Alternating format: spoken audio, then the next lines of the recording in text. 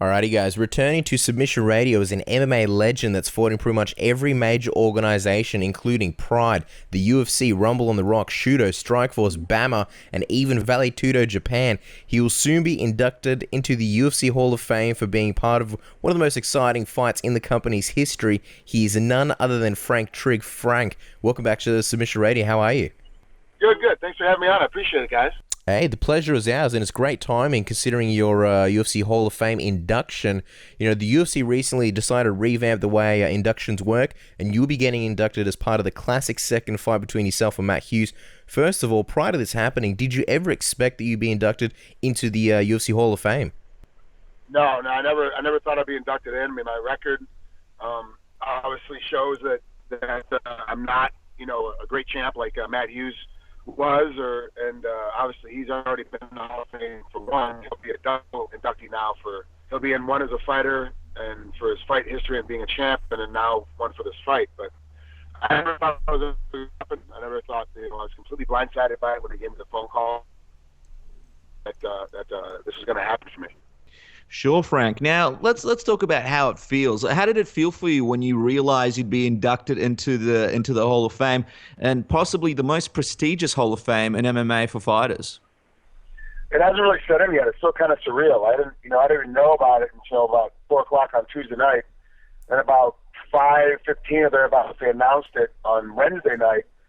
Karen Bryan announced it on UFC Tonight, and I felt, it still hasn't set in much, and really it's just been kind of a whirlwind. But to be honest with you, I don't really know what's happening. Like, I don't really know what's going on. I've been told I'm in the Hall of Fame. I've been told I've got some stuff I have to do the week of the Fight Expo in July. But other than that, I don't really know what else is going on. They've obviously, UFC has been great enough to make the announcement and let Matt and I both know that our fight's going to be in the Hall of Fame. But I don't know anything more than that, so it really hasn't really set in much, and it's really, so far, been the same conversation I've had about this fight since the fight happened. Oh, wow. Well, it's pretty exciting that we're, sort of catching you at a time when it's still all unraveling. You tweeted out to Matt recently saying, "Thank you for epic fights and epic rivalry and being one of the best champs of all time, at Matt Hughes 9X, hashtag Hall of Fame." Would it be safe to say there's no more ill will between you both? There never really was. It was all made up. It was a rivalry set because when the UFC was squared away back then, there was only 8 fights a year. I was doing almost 4 fights a month, so it was a different ballgame. You had to have a face, you had to have a heel. Matt was the champ. He gets to play face. He's not much of a talker anyway publicly, and I am, so I played the heel, and we sold it off. it was a rivalry to set people that want to buy tickets, want to see us fight, and that's just kind of how it worked out. It's really interesting now, Frank, to see, you guys interact and have a good relationship. I know that you just mentioned that to you. It wasn't a real sort of rivalry, but do you think at times Matt felt like it was because of some of the stuff that you said to make it more exciting for fans? I have no idea. I can't speak to what Matt thought or didn't think at that time. I have no clue. Wow. And when you say that it never was real, I mean, this whole, face and heel persona and, picking roles, was it something where you spoke to the UFC about it, or did you ever speak to Matt Hughes about it, or was it something that you just decided and were like, what, I'm going to play the heel, I'm going to sell the fight? I just decided to play the heel and sell the fight. He's not, like I said, he's not much of a talker. He doesn't go out publicly and talk trash. It's not his style. His style is very quiet and very humble, and he goes in there and does his job and leads. And I had to get people to want to watch these fights and want to buy tickets. So one of us had to talk, and so I ended up, because I enjoy speaking, I enjoy the public aspect of selling stuff like that. So I went out and chose that role on my own to do it, and it seemed to work. Now, when you were in the UFC, you had some really good rivalries with Matt Hughes, Matt Serra, George St-Pierre. You mentioned that you were selling the fight, and most of those weren't real. Were any of those personal to you, Frank? No, to me, it's always been I've never been one of those guys that has to hate my opponent and have to, beat him up, have to hate him, hate everything about him, and try to fight him. I was always one of those guys. It's all about business. It's all about trying to get the next meal on the table for my kids and trying to provide for their housing and provide for their college funds. So for me, it's always a business. I never really, there's a multitude of fighters that don't like me, but there's no fighters I really think of on the top of my head that I don't like. I like some of the things that some of the fighters do outside the cage. I like some of the things of how they act or how they conduct themselves, but those things don't really affect me. So I'm kind of separating myself from that kind of mindset.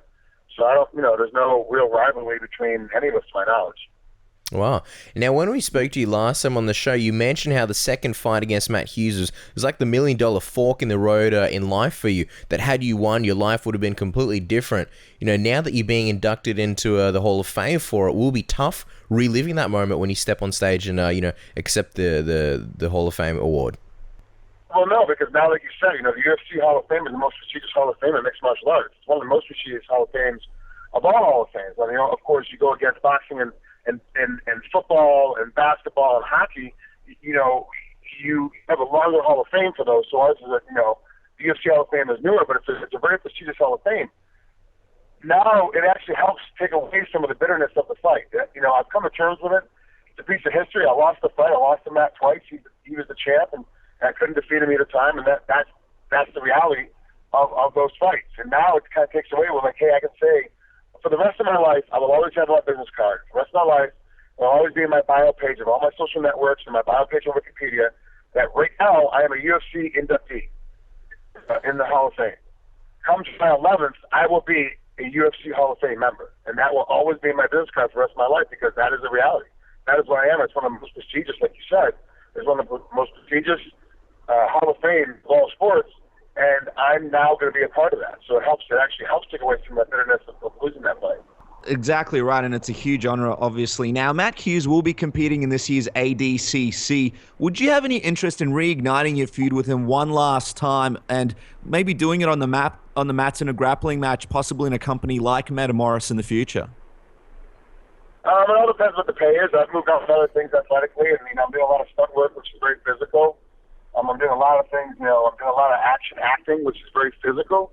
So the money has to be right for me to stop and just concentrate on get ready for a grappling tournament for 8 weeks to be able to compete, try to compete that way, because it takes away from me being able to do movies and me being able to do television shows. And it takes, it's a big chunk out of my paycheck if I'm concentrating on trying to do something like that, like Metamorphosis or one of those grappling, matches, versus spending time on NCSLA or spending time on the bridge or spending time on Murder on the First or Hawaii 5-0. Like, it takes money out of my pocket to do that. So if the money was right, I would definitely sit down and think about it, but I have no real desire to compete again in that kind of stage. I've kind of accomplished everything athletically. I competed for a very long time at a high level, super high level. From an age group from about, 10 or 11 years old, I was always at the top level of my age group in competition, and was that way all the way through until I retired from mixed martial arts. So it was a very long time. I retired about, I was about 39 at the end of my 39th year. So we're talking, really about 23, 24 years of high-level competition. That's more than enough competition for me. Like, I don't really need. I'm super competitive anyway, but to do it physically compete like that all the time now, I can spend my time better off doing other things. But like I said, money talks. If somebody comes at me with the right amount of money, I definitely can sit down and have a conversation. Yeah, absolutely. And it is something that we spoke about last time when you were on the show, how you were doing more acting and especially stunt work. When it comes to Hollywood and acting, we sometimes feel like the stuntmen have the most fun out of anyone. Any crazy stories or experiences while doing any stunts recently, or anything dangerous that you've had to do? No, nothing so much. That's the thing, is that I've been very, very lucky. I've been blessed with the stunt partners I work with, like Jeff Cagente and Mary Albee and Troy Brown, that it's a very safe work atmosphere. Like, they double check, triple check, quadruple check, and it looks dangerous on TV, and it looks, bad how it's going, but everything's being explained to us very, very well. And I've had some great stuntmen to work with where they double check my safety. They make sure that I'm going to be safe at all times. So I've never done anything super, super dangerous, because it's always about safety and keeping ourselves safe. We lost a lot of stunt guys last year due to accidents, due to people not checking safety on sets, and we're trying to stop that from happening in 2015. So a lot of guys have been very cautious, overly cautious, almost mother henning, making sure that the scenes are safe and that things are going off very well. So it's been pretty good for me, and I'm so new with the stunt world. It's been a lot of the tasks I'm giving. I'm not really getting blown through as many windows as I was before. I'm not getting hit by cars as much as I thought it would be this year, and doing rolling off the hoods and doing things like that, because they want to make sure that the guys, that the productions want to make sure that the stunt guys are safe.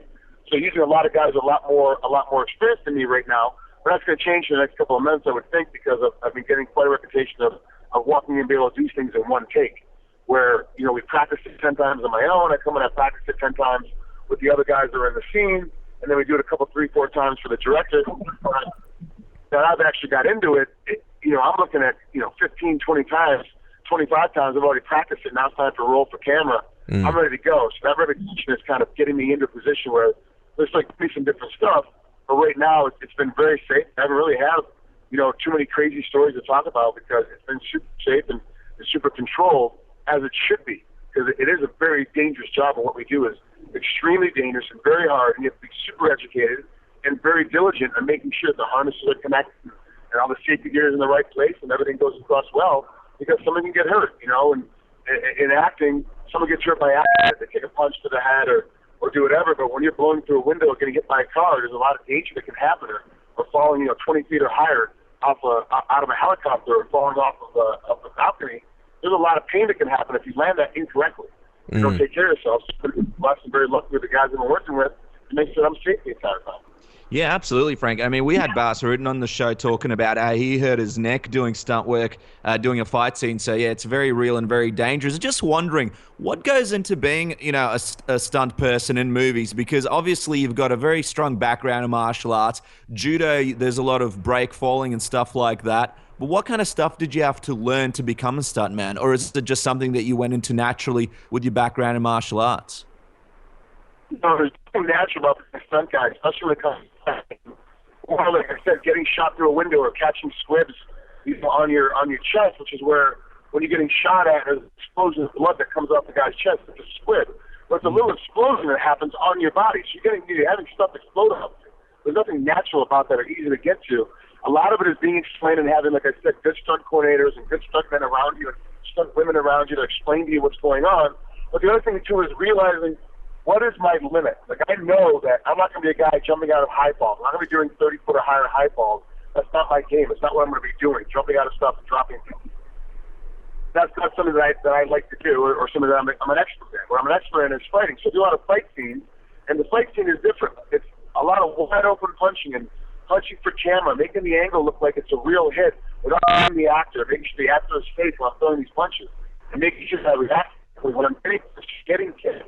It is difficult. It's a lot different. It's a little, and you have to study quite a bit, and I have been. I've every week taking classes on how to fall and how to make my fight scenes look better on camera, and I'm doing a lot of stuff where you're trying to learn different things. Like I'm really interested in fire burns, so I'm trying to learn how to have that gel applied and get lit on fire and run through crowds that way on a full embalm. And I'm really learning how to fall downstairs. There's a special technique to falling downstairs. There's a special way that you take a hit by a car that's going to be safe or safer than it could be, but it's also too, like I said, making sure the right safety gear on. So if I'm outside and I'm landing hard in the concrete, I have the right elbow pads and the right shin pads on and the right back pad to make sure I land on my butt or land on my back, but everything's going to be safe. Sometimes it's difficult in the gear that you're wearing is restricted when you can't have that much hard gear on underneath, so you use soft padding, and that doesn't take the blow as much as a hard pad, so you have to kind of play around how you land and how you do things, but none of it's really natural. It's really difficult. It takes a lot, but that's what really interests me, is that there is so much to learn about being a stuntman. There's so much to learn about angles and looks and feel of how to do things correctly, and I'm really just embracing the process of learning how to do everything. Man, that sounds crazy exciting, Frank. And if you do have a, I don't know what you call it, but with the gel where you set yourself on fire, I hope you give us a sort of behind the scenes like on your Twitter and show us how that's all coming about. Now, one of the biggest reasons why you're doing stunt work and acting is obviously because it pays a lot better than MMA or, say, open up your own gym or doing grappling competitions. Speaking of the whole money situation, the game has changed a lot since you were last in the UFC. And as you know, the UFC brought out the Reebok numbers and the fighters aren't too happy. Just wanted to get your opinions on that because, Donald Cerrone, he's mentioned he'll be losing about $60,000 a fight. Brendan Schaub will go from making about $100,000 to around $20,000 in sponsors. What do you think of this deal and this new change, heading into in MMA or at least the UFC? Well, the first thing, complain about all they want. Then they don't like it, then leave. Go someplace else. This is you don't get what you deserve. None of us get. Athletes don't get what they deserve. Every athlete deserves at least 2 or 3 times more than they're actually getting paid from their promotion or from their team or from whatever. The reality of it is you get what you can negotiate. And these guys are negotiating, and this is part of the negotiation deals, that these Reebok deals is part of the deal, part of the contract now. You guys like Josh Berkman, who's fighting this Saturday, I talked to him when I interviewed him for MMA Oddsbreaker. He's like, it doesn't affect him that much. This will be his 12th fight in the UFC. He's going to get about $20,000, I believe, around for the Reebok deal. The chance to get $40,000, he gets like $10,000 or something. I forget the number. But he's saying the amount of money that he's losing on in his in-ring sponsorships versus the headache of having to go collect it, having to hunt it down, having to get it signed, having to get it approved, is so much easier. He's like, it's worth it for me to lose that $20,000, $30,000 during a fight for my in-ring sponsorships. But Josh is very smart. And what he's done is that he's found a way to make money with these sponsors outside the cage. Because a lot of his, Josh lives in Salt Lake City, Utah. It's a very small town, but it's very localized. They're very supportive of the local athlete. So a lot of his sponsorships are guys that are very local and very close to him, very close to them. So they can't afford to pay the $100,000 fee to be in the UFC. So they weren't in-cage sponsors anyway. So he brokers a deal where he does a lot of social networking for them. He does a lot of appearances for them. He goes on to a lot of corporate speaking for them, and that's how he makes the sponsorship money up. So Josh is one of the first guys that said, look, the Reebok deal for me, it gives me less of a headache. I'm able to make, I'll make a little less money during the fight, but I'll make more money after the fight and before the fight because I've already worked out a deal to have out-of-the-ring sponsorships, out-of-the-cage sponsorships. And that's where fighters have to get smart. That's where managers have to get smart. They start and try to find those sponsors that will sponsor these guys outside the cage or ring. It's interesting that you bring that up because we have spoken to a number of fighters who said they were happy with the Reebok deal because it guarantees they'll get paid and it takes away the headaches of, like you mentioned, going out there and finding sponsors. It seems many of them, the ones that we've spoken to, have had sponsors bail on them or not pay them in time. I'm just wondering, Frank, obviously in your fighting career in the past, have you had any difficulties or experiences with your prior sponsors not paying you what they owed you? That was back in the day, man. I've had, Pride still owes $10,000, and they closed shop and never paid. It's always been, it's just one of those deals where you can fuss and fight and argue and complain about it. It doesn't do any good. And I've had sponsors, bail out on me, and I'll call them the task. And I've been real lucky with my management team. I've had different managers throughout my career, but they've always been able to hunt down the money and get it for me. And so really the only time I really didn't get paid is when Pride walked away and owed me $10,000. Other than that, I got the money that I could get. That's just, that was how the game was. And when I was in, there wasn't that many sponsorships that you could actually have because people didn't have money and the game wasn't that big. And when they finally put a lockdown on, a lot of sponsors got pulled out and they couldn't afford to be in as much as they were. So, that's the game. That's just how it goes, And I've been very lucky. I didn't have to worry about sponsorship money and have to worry about sponsorship deals like that. But of course I wasn't in the heyday. My heyday was not in the heyday. Sure. Now, in your heyday, Frank, you're one of the best trash talkers in the sport. Just want to get your thoughts on another fellow trash talker, Conor McGregor. Did you get a chance to check out his press tour with Jose Aldo where he grabbed the belt off him in Dublin? And what did you think about the whole situation? I'm just one of those guys that I'm kind of a traditionalist. I know if you look at how I act or whatever, that you think I wouldn't be that much of a traditionalist. I'm a traditionalist. You never touch the belt till you've earned the belt. You don't go and grab it away from the champ. That's just not what you do. You don't do that. It's kind of disrespectful to the belt. It's disrespectful to the promotion. It's disrespectful to what we're trying to accomplish. I get his antics. I get what he's doing. But that for me is is the line crosser. But then of course, Chael started talking about smacking Anderson Silva's life on the ass was a line crosser for me as well. Like it's always been trash talking. You keep it between the fighters. You keep the families out of it. But Chael made a career out of it, and I didn't like it, but I laughed at it. It was funny. The same thing with Conor McGregor. I don't like it, but I got it. I understand what he's doing. And the antics for me is a good way for him to sell a fight. And right now, honestly, and people act and ask about it, that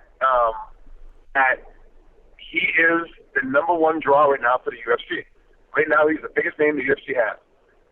Bigger than Ronda Rousey, bigger than Jose Aldo, bigger than Jon Jones now that he's out, bigger than anybody else in the UFC right now. Conor McGregor, the challenger, is the biggest name they have going on. Yeah, absolutely. And it'll be interesting to see if he remains the biggest draw, if he does lose to Jose. I guess we'll wait and see. You mentioned Jon Jones before. Obviously, Frank, he's had some tough times. He had that hit and run. He was suspended currently. Just wondering, as a former main eventer from the UFC yourself, what did you think when you saw the news about Jones and the fact he got stripped of the title, may even serve jail time? I'm surprised it didn't happen sooner. Like, I'm on the fence with the Daniel Cormier side, where people have to stop making excuses for this guy and feeling sorry for this guy. Feel sorry for his mom and dad. Feel sorry for his brothers.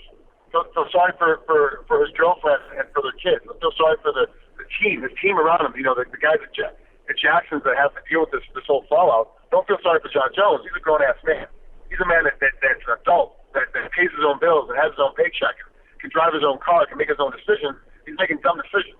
So, when you make those decisions, you have to pay for them. Sometimes the payment is small and easy, and this payment that he's about to make is going to be huge. It's going to be crazy for him to try to even think about trying to get out of this. And he's in a difficult place right now. And for the UFC, and I think Dana White came out and said, hey, he's going to have an immediate title shot when he comes back after all this thing gets quelled. It's kind of early to say that. We love Dana, the fact that he says everything that comes to his mind, he holds true to his word, and he wears his heart on his sleeve. But the reality of it is, it's soon to say that, because he could be doing 6 months. And in 6 months in jail, in New Mexico, and then come out and start training again and try to get ready. I don't know if that's going to happen. I don't know if he can pull that off.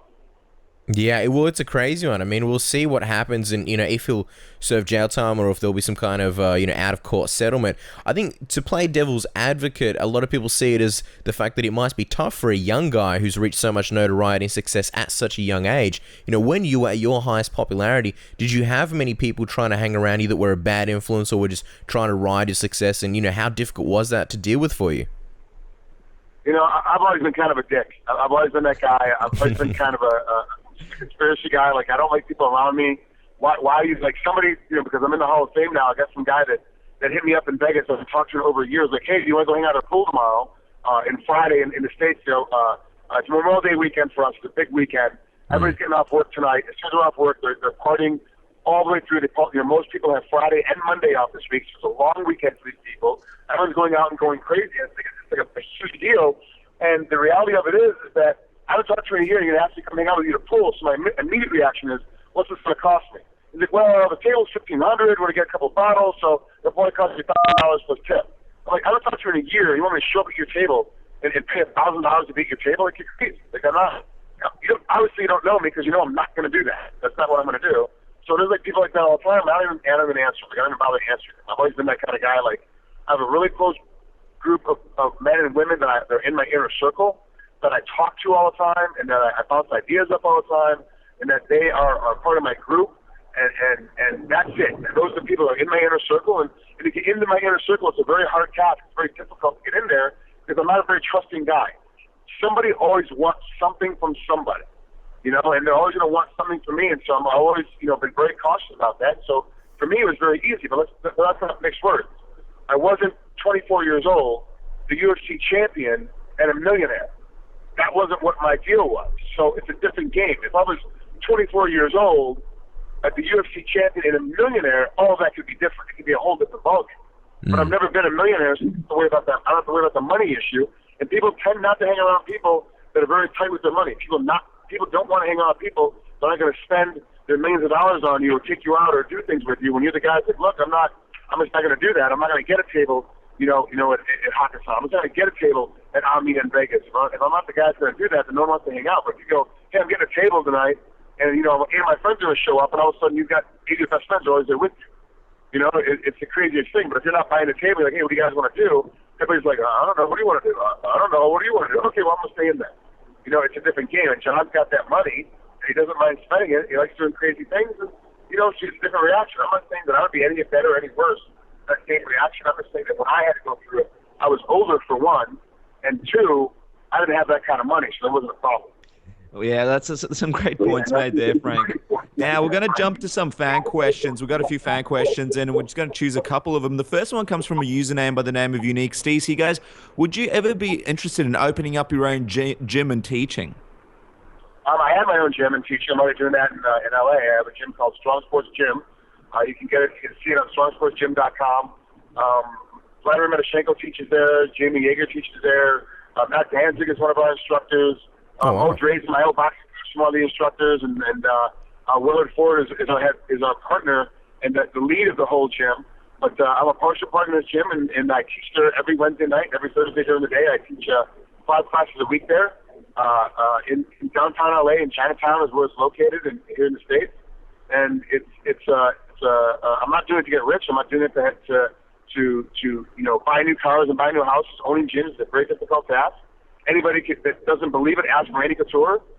It's a very difficult task to own these gyms. It's very hard to make money from these things. There's a lot of good team members, a lot of good teammates to make these things work. And for me, I'm doing this because I love to teach. I love to teach grappling. I love to teach, MMA, cardio, and that's what I like to do on Wednesday nights and Thursday mornings. And that's what I've been doing. I'm not doing it for the income for sure. Just like the reason why I'm reffing so much right now. I'm reffing a ton. I've reffed the last 6 weeks. I've reffed 4 times. The last 6 weeks I've reffed 6 times. I've had a couple of doubles on some of the weekends, and like this weekend, because the UFC is actually in Vegas. I'm going to the UFC this weekend. So there's this weekend off I'm reffing, but I'm reffing twice next weekend. Oh, wow. I'm not doing it to get rich. We don't ref aren't getting rich. I'll make a couple $100 every time I ref, and and sometimes I got to ref, 10 fights that night, and if it's in California, I have to judge as well. I have to judge another 8 or 10 fights that night for the same $200. So it's not like I'm going to be making any kind of money that's going to write home to mom and dad about. It's very limited fun. It's very small fun, but I love it, and I'm doing it because it's my love and my way to get back to the sport and my way to advance, martial arts and mixed martial arts as a whole. Absolutely, and that's super impressive. One more fan question, and then we're going to do the tap-out round, Frank. Bocal J wants to know, what was the hardest fight in your career? Well, the hardest fight, obviously, in my career is the Matt Hughes fight, part 2, the one that got me into the Hall of Fame, because that's the fight I have to relive. Every single time I talk to anybody, anytime I go around anybody, that's the fight that they find, or the fight that happened in MMA, and they don't want to start watching mixed martial arts and watching as a whole, or the fight that really brought them, that they thought I won and lost, or whatever. Everybody that talks to you about that fight invested in it. So that was the toughest fight for me, because I have to relive it all the time.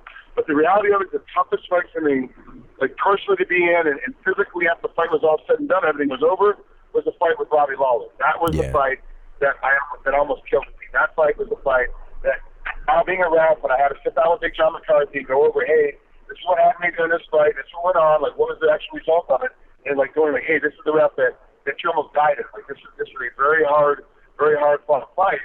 That for me was the toughest fight physically. Like I lost my vision in my left eye for a period of time. Like I had no peripheral vision for almost 8 months. I lost vision for a while because my eyes were wide open when I took that last punch. My brain never really fully functioned. There's still pieces of the fight that I don't remember internally. Like from me actually being in the fight, the pieces of the fight that I only know from watching afterwards. That was the toughest fight for me physically. Yeah, no, it was a brutal fight, and definitely something fans need to go watch if they haven't watched yet. Now, Frank, we're going to quickly do the tap-out round where we throw some fun questions at you. You answer with the first thing that comes to mind. Are you ready? I'm ready. Shoot me. All right, man. The beard is officially out of control. Any plans on taming that bad boy anytime soon? No. The reason why I have it is because it gets me jobs to not work and acting. I keep the beard going until somebody tells me I have to shave it off for a job, and right after I'm done with that job, I go way back to growing it out again. It's the one reason why I got back on a Y50, and the reason why I got an NCIS in the States, because I have beard. There you go. Bless the beard. How often, Frank, do you lose your keys or phone only to find them in your beard days later? Never happened. Not one time. Funny question, but no, it's never happened. I'm a little bit OCD. Like every athlete is a little bit OCD. I know where my keys are at all times, where my wallet is at all times. Stuff that's important, I know where my backpack is at all times. Things that I use daily that I know I know exactly where they are. I put them in the same place. Every time I walk in the house, I put them in the same place when I'm out and about. Like I know where they are at all times. You're going to have to teach us those tricks of the trade. Now, any plans on growing out that beard till Christmas, dyeing it white and doing some stunt work for Santa Claus? I'm not fat enough, so I can't do Santa Claus. Yeah, that's true. Out of the following people, Frank, who do you think needs to grow out a trial beard the most? All right, we're going to throw some names at you. Bruce Buffer, is he ready? I'm sorry, grow what kind of, say that again, grow what kind of beard? A trial beard, like a test beard. Oh, well, I think that every man at some point in their life should try to grow a trial beard. But Buffer, I think, his image and for how prissy he is, I don't think you can pull off a beard at all. I don't think you can pull it off. It just wouldn't look right on his face. And I don't think he can wear it well. He doesn't have a face that can wear a beard well. Yeah, he seems more like always clean. I've never seen him with any facial hair. We've got 2 more names, all right? You got to pick from one of these 3, right? So Bruce Buffer is one of them. 2 names. We've got GSP because he's always clean shaven. I think he'd look hilarious with like handlebar mustache. Or the bantamweight champion TJ Dillashaw. Now he told us last week that he can only grow a crustache, one of those sort of, for lack of a better term, like a prepubescent sort of mustache. But imagine the possibilities if you could grow like a real full thick beard. So out of those three, TJ Dillashaw, GSP, or Bruce Buffer, who do you think needs to grow one?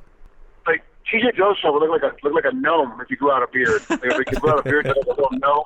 And like I said, Bruce's face doesn't really handle it. And like to be honest with you, GSP, like he's clean shaven, but I don't know, it's like a weird little look. I gotta say, GSP's probably the one that I think needs to grow a beard out, a little bit more, because he's so identifiable and he's got such a straight look that he's gonna get kind of lost in the shuffle. He wants to keep acting. He's got to give him a couple different looks. Definitely have the beard to look. Yeah, I feel like if we lose track of GSP one day, we'll find him living in a strange place with like dreadlocks and a beard. Now, speaking of Bruce Buffer, how are you guys? Because obviously there's that story that he wrote in his book about you guys getting in a fight in the elevator. What's your relationship like with Bruce now? Is everything forgiven from that confrontation? I hardly ever seen him. I've seen maybe 3 times since that incident. Like I never hardly see him. We're never in the same area. Like even if I'm at a UFC and I'm lucky enough to have a floor seat, he's way on the other side. Like I never talk to him. I never see him out. I never see him out and about. Like I don't go the same. Like when we're out during fight stuff, I'm not in the same places that he is. So I hardly ever see him. So I couldn't tell you if it's I don't. Because to me, it's a sales pitch. Like Bruce is a salesman. He's trying to sell a book. So he made most of that fight off. So I don't really care because it's like for me there was no instant to begin with. But for him, it really affected his fight. It really affected him because he wrote his book.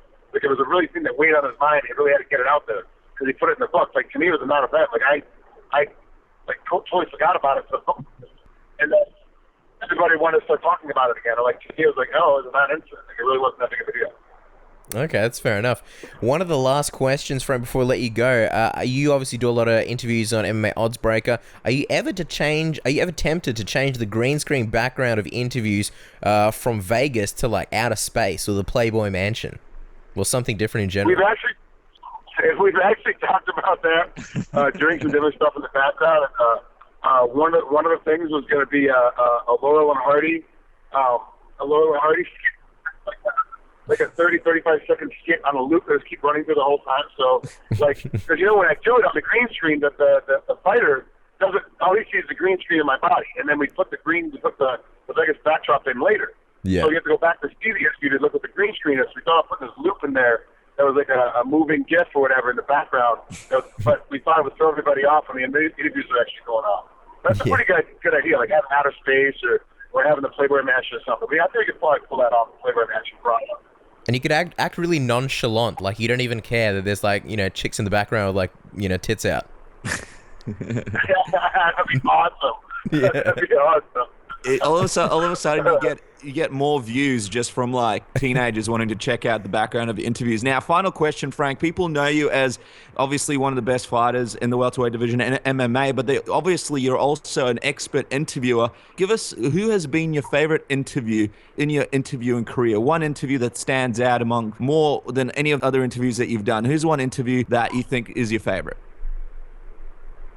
Man, it's tough on the call. I've been able to interview I have a lot of access to people that most people can't get to, and the way that I interview them is a little bit different than most people's styles. So it's tough. Like always interviewing Chael Sonnen is an amazing time because we just get off on a tangent because we're friends. We just talk about crap that doesn't make any sense to anybody else but us. It just makes the interview. It's one of those deals. And then of course Joe Ferraro and I, when I interview him, because we've worked together for so long up there in Canada, and we did so much work together. Like I just interviewed Joe a little while ago. The last UFC event, and it was just an amazing shot to sit there and sit down with him and talk about it and get a breakdown of how things are going to happen for that upcoming fight. So it's tough to say, but I got to be honest with you. It's like I interviewed the Nature Boy Ric Flair years ago, like probably maybe 9 years ago, and that still has got to be my all-time favorite because to be a pro wrestling fan as a kid, to grow up and all of a sudden be standing next to him and have him talking to me about mixed martial arts, that his son is in, that he truly enjoys mixed martial arts and loves the game, and be like, wow, like Rick, you're a guy that I grew up watching. I grew up watching you, and all of a sudden now you're talking about my sport with me in my interview. It was for me, that was a huge deal. That was super surreal, and that's probably still it still has to rank. If not the Chris Lieben interview where I asked him, because remember in the Chris Lieben interview, the one that went viral, like it got picked up by everybody because he was in his last fight, getting ready to retire with the UFC. At the time, he was 0-4 since he got out of rehab, and the question was, Chris, do you regret getting clean? Because since you left rehab, you haven't won a fight. And That's that a good thing question. went viral. Everybody went crazy. He's like, no, of course I'm, I'm better. I'm a better husband. I'm a better, person. Like whatever, blah blah. I'm like, yeah, Chris, but when you're on drugs, you kind of won all the time. Like, what's the deal? And it just went viral. So that was like the biggest interview. So it's not the Chris, that interview, being my number one. There's got to be the Ric Flair interview because that one was the one that kind of set me off a little bit and made me think, hey, I can actually do this for a profession. I can actually do this. Yeah, no, we feel you. When we were young teenagers going to like WWE events, we always used to get photos with wrestlers. And hey, Ric Flair, he's notorious for hating getting photos. So the day we got a photo with Ric Flair, big day for us as young kids. Guys, don't forget to check out Frank Trigg's interviews on MMAoddsbreaker.com, and don't forget to follow Frank Trigg on Twitter at Frank Trigg. Thank you so much for your time. Congratulations on the induction, and we look forward to seeing you on that big stage, accepting your award, Frank. Thank you so much, guys. I really appreciate it. Thanks for having me on. I can't wait to be on there again.